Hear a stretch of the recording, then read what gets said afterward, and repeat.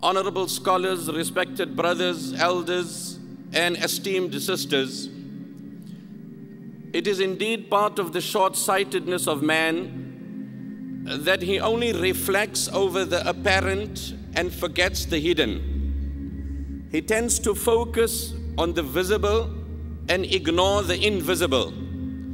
He highlights the prime of issues and discards its end result. Whereas in the Quran, Allah repeatedly invites us to introspect and reflect over the depth of matters, and more importantly, on its final result and its outcome. In other words, the gaze of a believer is not superficial and shallow. The gaze of a believer is deep, far-reaching to the end. By way of example, Allah subhanahu wa ta'ala says in the Quran, أَوَلَمْ يَسِيرُوا فِي الْأَرْضِ فَيَنْظُرُوا كَيْفَ كَانَ عَاقِبَةُ الَّذِينَ مِنْ قَبْلِهِمْ. Why not travel the earth and reflect over the nations that occupied the earth before you? And the key thing that the Quran invites us, كَيْفَ كَانَ عَاقِبَةُ, what happened to them in the end?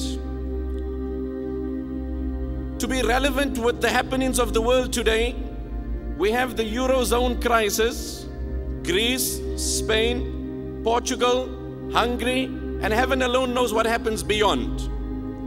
Again, let's introspect on the outcome of this system. Not at its beginning, not at its prime, but in the end, what happened to the system? The Prophet ﷺ said it very eloquently, إِنَّ الرِّبَا وَإِن كَثُرْ فَإِنَّ عَاقِبَتَهُ تَصِيرُ إِلَىٰ قِلٍّ.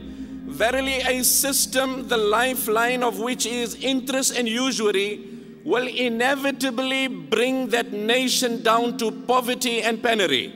One scholar elaborating very beautifully on the concept of interest, its beginning, its prime, and its ultimate, he says it's pretty much like feeding a person food that is unhealthy, which creates obesity in the individual.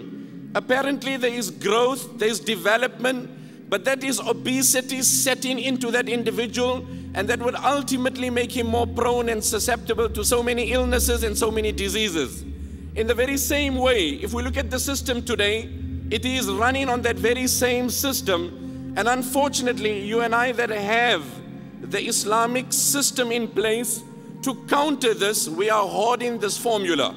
Islam is not there to exploit the desperation of another person, but rather take him forward and assist him. So if I have $50,000 and somebody needs to buy himself a car, Islam would teach me that I don't milk his desperation, I don't exploit it, but rather I give it to him as a gesture. And what would I get in return? This kind gesture will bring blessings, divine happiness, and barakah in my home. This is the Islamic module, this is the Islamic example.